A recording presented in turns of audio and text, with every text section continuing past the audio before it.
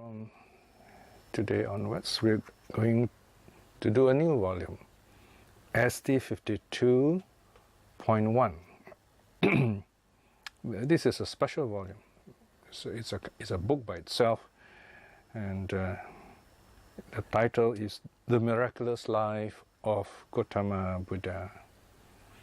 In this book, we're going to examine the stories connected with the life of the Bodhisattva from his penultimate birth, that is birth in Tusita, up to the moment of awakening. We're going to examine the miraculous aspects of such stories, their meaning, their significance. And we're going to look at a psychology of mythology and related ideas and teachings connected with life of the Buddha. For example, we will talk a bit about the Devas, about Mara, and so on. So it's going to be a very interesting series of studies.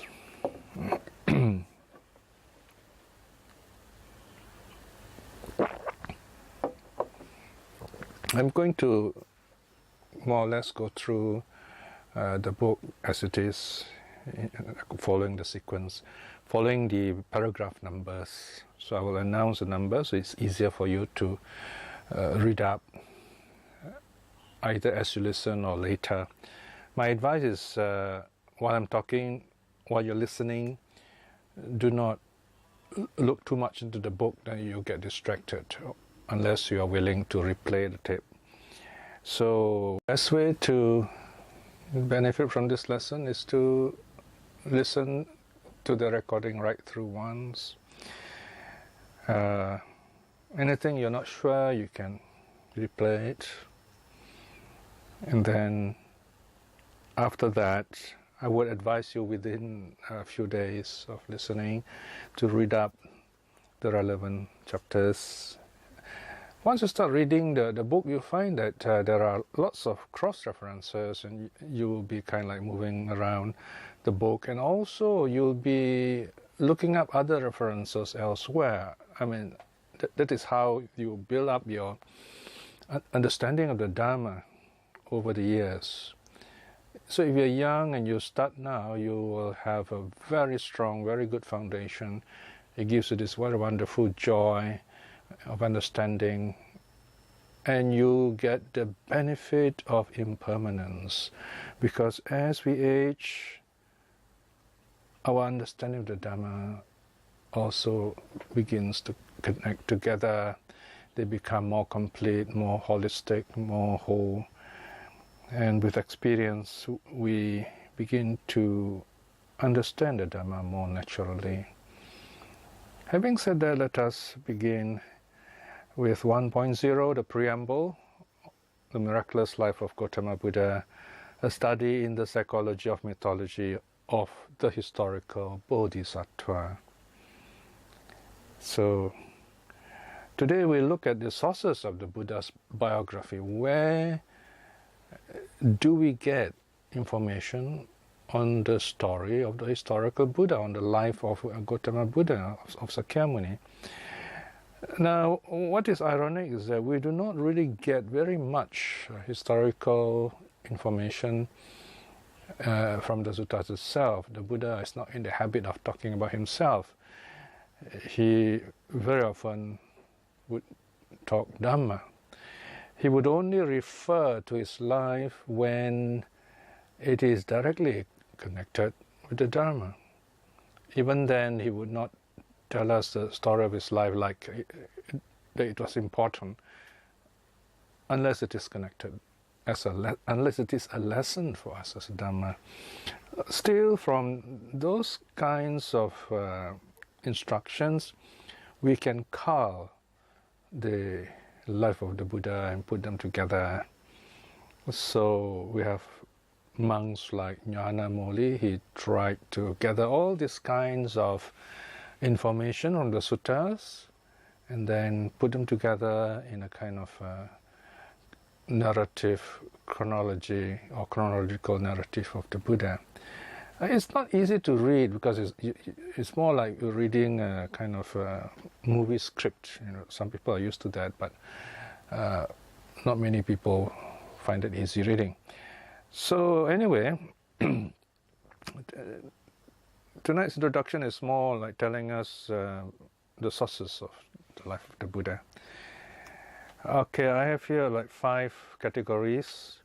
The first one says biographical fragments incorporated into the suttas. Notice it says fragments, so they're not like, we don't have a complete life of the Buddha in the suttas. They're only fragments, episodes. The most famous and perhaps the oldest of these texts is the Arya Pariyesana Sutta. So this is in Majjhima Nikaya. You can find this translation. It's already there in the Dhammafara website. Here I have it as M1163-273. There are scholars, of course, who try to differ. It's like almost becoming fashionable now. That the Arya Pariyesana Sutta is not that old. Old, not old, it doesn't really matter, because that's the information we have. And that's the kind of story that is accepted by the Buddhists. Now let me from the start kind of summarize the attitude of students of living Buddhism. We are not scholars. We are not studying Buddhism as history. We are not making an academic analysis of Buddhism. We are not earning a living of all this studying. So it's very important to understand, yes, we are trying to look for the historical Buddha, but it's not the way the academics look for it. We know the Buddha lived. Ashoka talked about him. Ashoka carved inscriptions on his famous pillars and so on. And there are also various discoveries of places and connected with the life of the Buddha. But even then, that's not very important for us. The really convincing evidence for us practitioners are the suttas themselves. If you have spent decades studying the suttas, you begin to understand there is something so real, so experiential, so personal, so real, so spiritual, that no one can simply, even a committee, even a group of people, they can never come up with this kind of ideas which are so clear, so systematic. Yes, the texts, the early Buddhist texts, EBT, they are not what's called the exact words of the Buddha.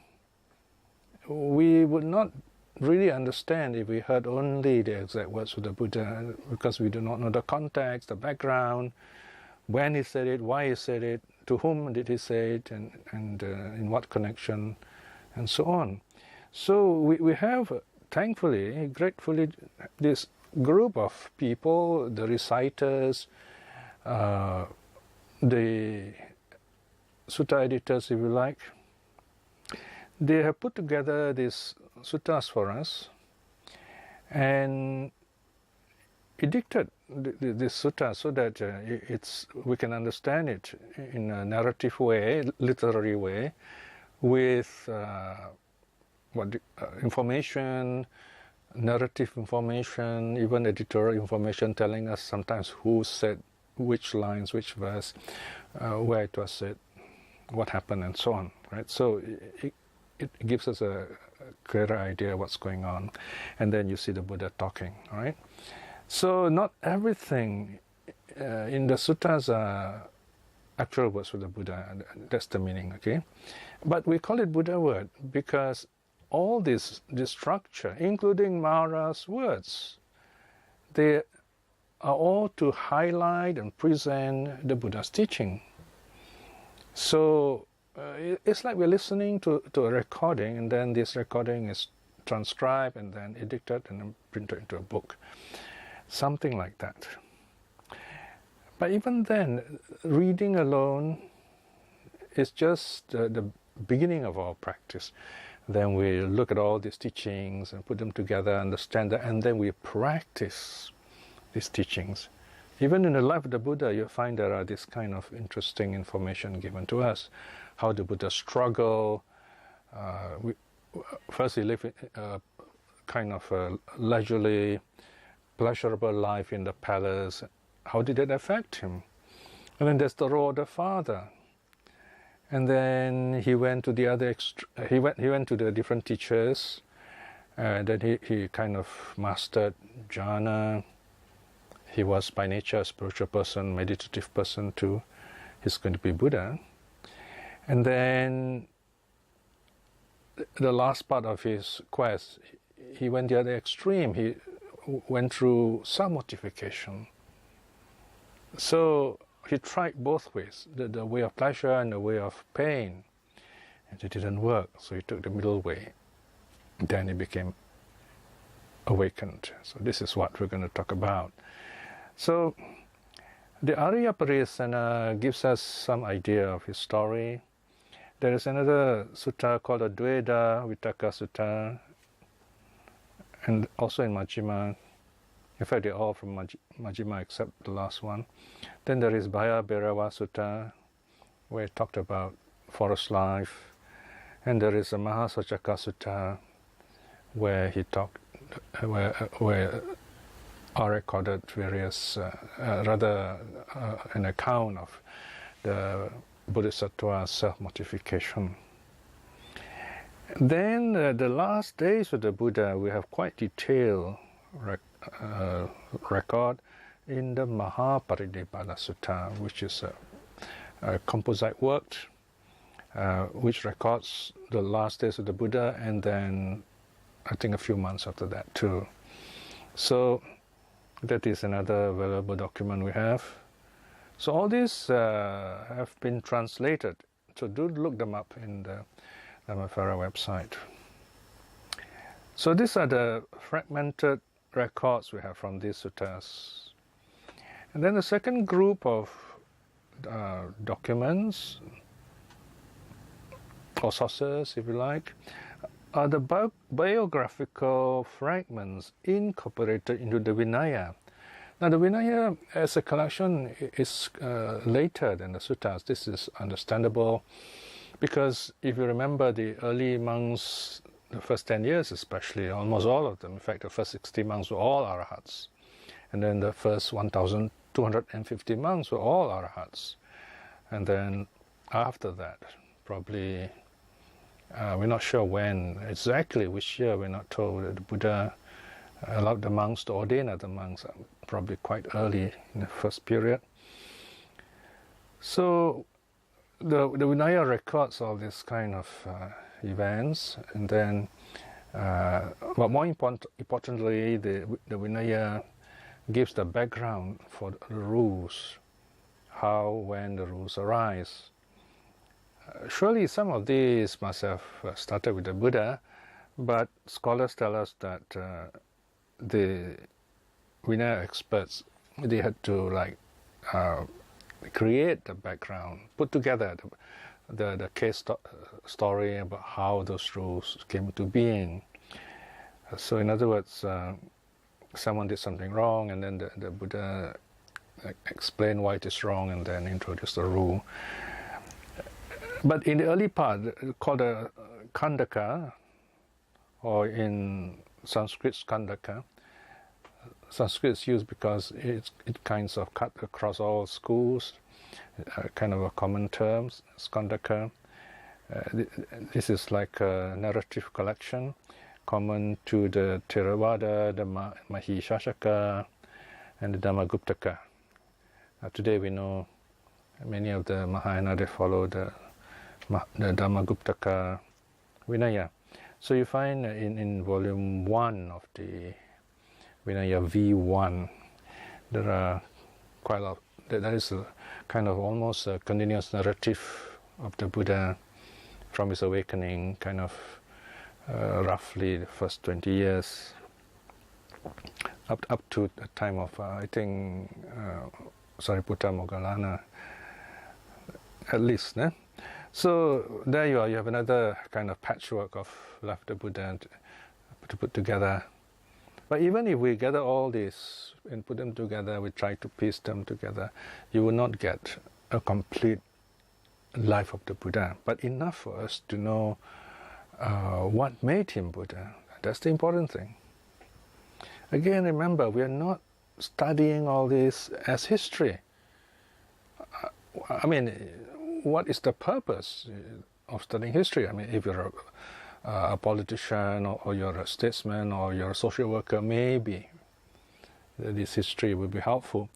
But for Buddhists, we do not really need for this, for the simple reason we don't have it.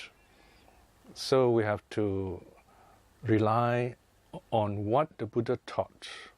And this is more precious to us because this is what will heal us, will help us, and will liberate us. Not the life of the Buddha.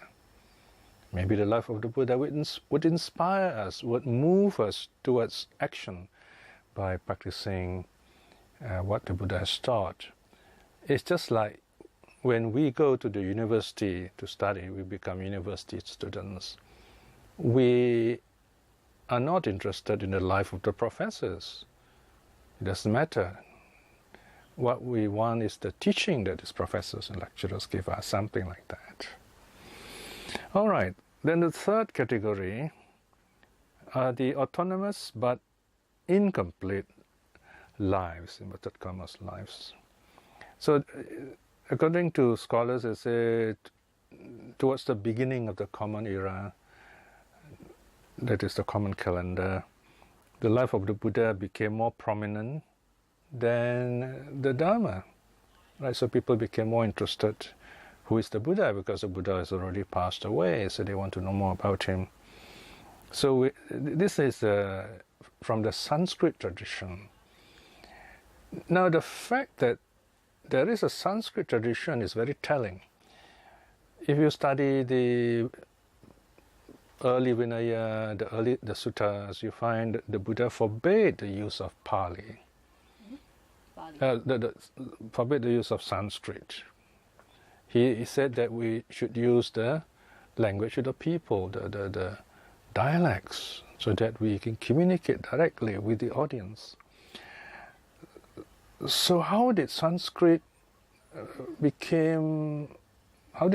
dominate the Buddhist scene?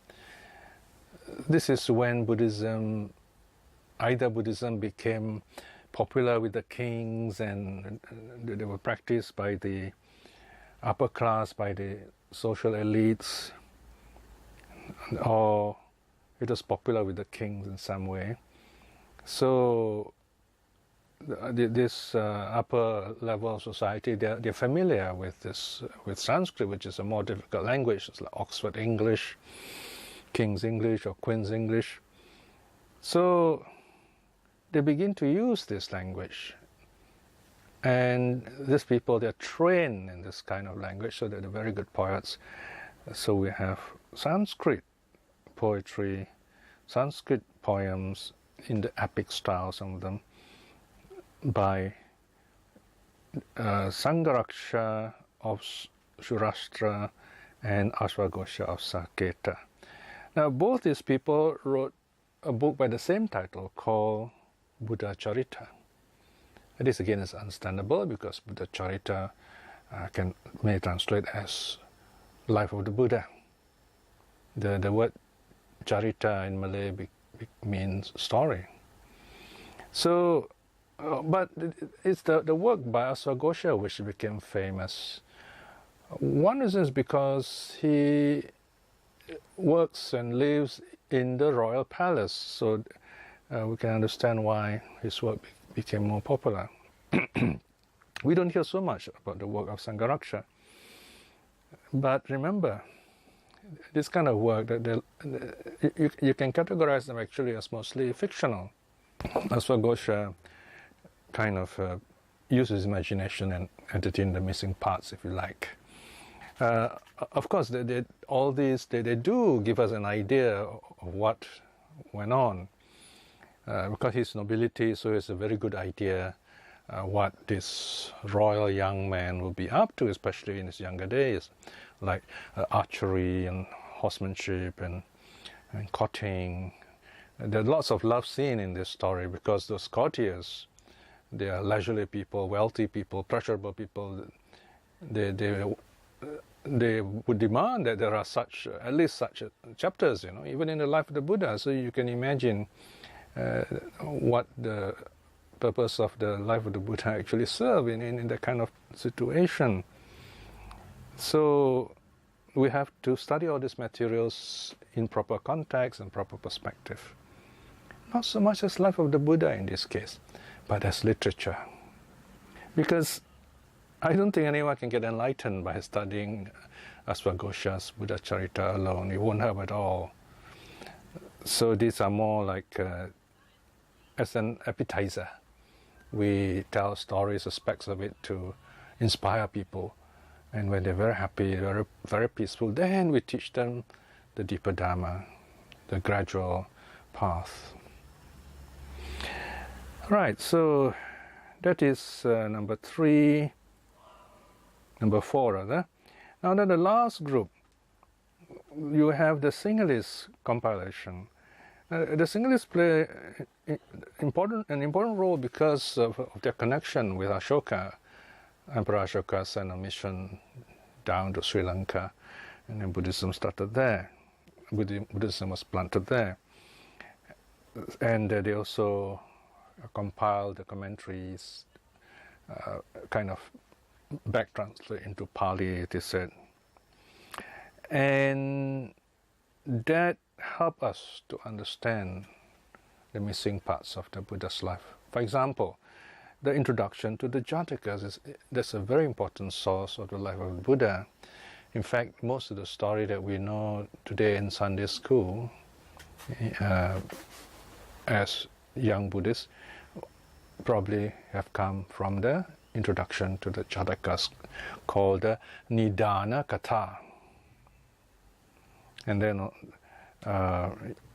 we have the commentaries to the Buddha Vangsa, which lists 30 important episodes in the Buddha's life. And they attempted to give an account of the first 20 years of the Buddha's life, where he spent his rains retreat, in other words, and maybe 1 or 2 key events. So again, there's not much details there. Now the first 20 years are important, so that's why the writer of the Buddha Vangsa commentary took the trouble to list them. And this is where I came up with the theory of the 2 periods. So during the first period, that would be from 10 years to 20 years of the Buddha's ministry. You have, you can call it like the old system, if you like, where you have lots of arahats, and the Buddha was kind of teaching them all this direct Dhamma, not so many stories, but more of teachings.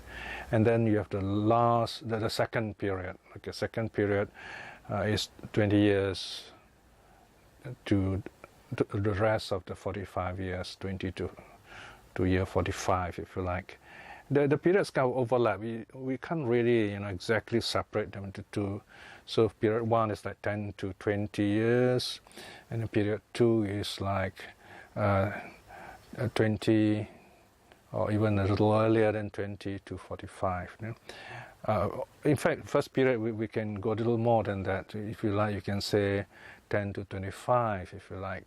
Okay, so that's like you divide it halfway, and then the middle section kind of overlap, because we must imagine the Buddha teaching both kinds of people, those who are very serious, those who are ready and they listen, they become arahats, and those who are not so ready, and people who are really beginning to make trouble for the monks and the Buddha and so on. So the Buddha still accepted such people into the order, because as long as they have this chance to be monks and they remember their experience to help them, not in this life, maybe in the future life, somehow they're more likely to become monks again, and then they progress. So you have the Buddha Vangsa, the first 20 years, and then you have this is not a separate category, it all comes under this, you can call this the ethnic compilation if you like, not just English, but ethnic compilation. So the Burmese have their own life of the Buddha, translated by Bigande, I think, called the life or legend of the romantic life or legend of Gotama. And then you have the Jina Kala Mali, 16th century Siamese work, and then later one of the royal Sangharaja, I think China wrote, I think he wrote Patom Sompod. In Pali it is Patama Sambodhi, the first awakening. So that refers to the life of the Buddha. Now, this particular story is in Thai. I don't think anyone has translated it yet, or maybe they have, I'm not very sure, I have not seen a copy. Contains a very interesting episode, one of the most beautiful episodes, one of the most famous episodes in Thailand. You see many images patterned after this episode. That's the earth-touching episode where the Buddha was challenged by Mara, and the Buddha called the earth to witness all his good deeds, and Mother Earth appears and kind of causes a big flood to wash away Mara and his host. So that story comes from this Patom Sompod. So that is the traditional catalogue, if you like. And then, of course, we have Western scholars trying to edict and put all the stories together, especially in the 19th century. Of course, there were two groups. Mostly the continental, they were kind of skeptics. They thought that the Buddha never really existed, that he was more of a kind of solar myth and so on. Well, since they do not accept the Buddha, I'm not going to mention their names. Whereas the British scholars, they are more kind of compassionate, they're more caring for Buddhism. People like T.W. Rhys-Davids and Mrs. Rhys-Davids. So they actually defended the idea that there is this Buddha. They accepted the idea of the historical Buddha, and they accepted that Gotama does exist. So in 1877, Rhys-Davids, for example, wrote the Buddhism being a sketch of the life and teaching of Gotama the Buddha. So his historicity is presented in this book. And then he started the Pali Society, and that gave us a very good foundation for studying early Buddhism in English. And there are other great scholars after him, like Thomas Edward and so on.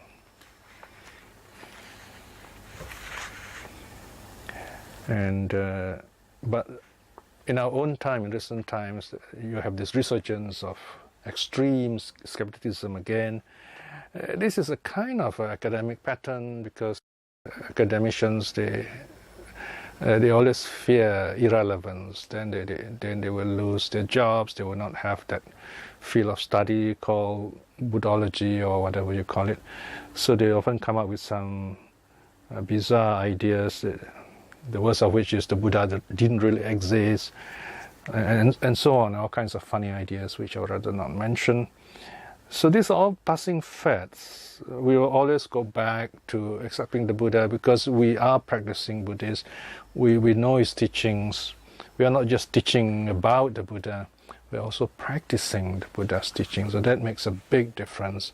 It doesn't matter what the scholars argue about, but you always come back to the three refuges, you come back to the Four Noble Truths, the Eightfold Path, and so on.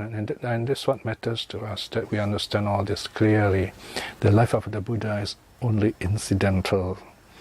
Right, so this is what we need to understand at this point in terms of sources. I hope you will read up this section again and get to know the suttas better. So with that, we will end this talk for today. May you be well and happy. Sadhu, sadhu, sadhu.